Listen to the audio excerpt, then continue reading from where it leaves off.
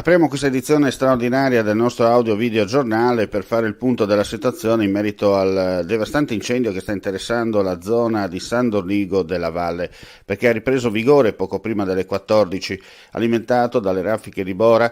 L'incendio che aveva interessato la zona di Prebenicco in comune di San Dorigo al confine con la Slovenia e che aveva tenuto impegnati dalla notte i vigili del fuoco di Trieste e i gaslici di Koper.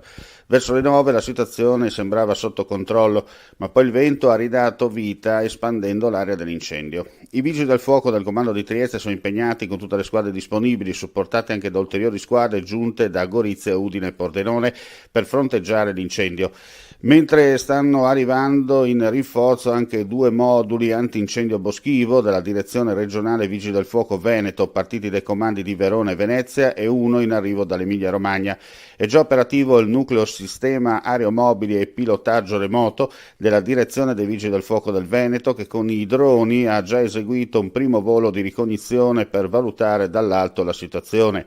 Il supporto dei vigili del fuoco italiani sono arrivati in supporto, come detto, i gaslici sloveni, che stanno operando anche assieme ai volontari della protezione civile e dell'antincendio boschivo e al personale del corpo forestale regionale.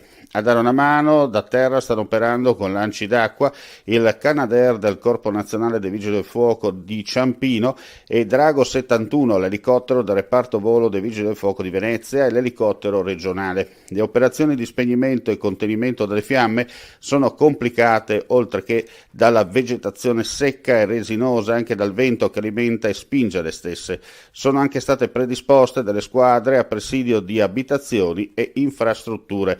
Non a caso si sta valutando la possibilità di evacuare l'area interessata dall'incendio. Per il momento è tutto, ulteriori news nel corso della giornata. Grazie per la visione e l'ascolto e non resta che augurare a tutti voi un buon proseguimento.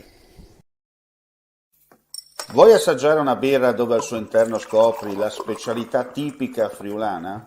Lumi Beer, il prodotto ricavato in 20 ettari di terreno coltivato orzodistico, biodiversità, performance ambientale. Lumi Beer nelle sue 5 versioni disponibili, 4 per consumo veloce e dissetante e la versione Magnum per intenditori. Lumi Beer si abbina a qualsiasi palato. Lumi Beer è un prodotto esclusivo Azienda Agricola Pancera, il buon seme, i buoni frutti.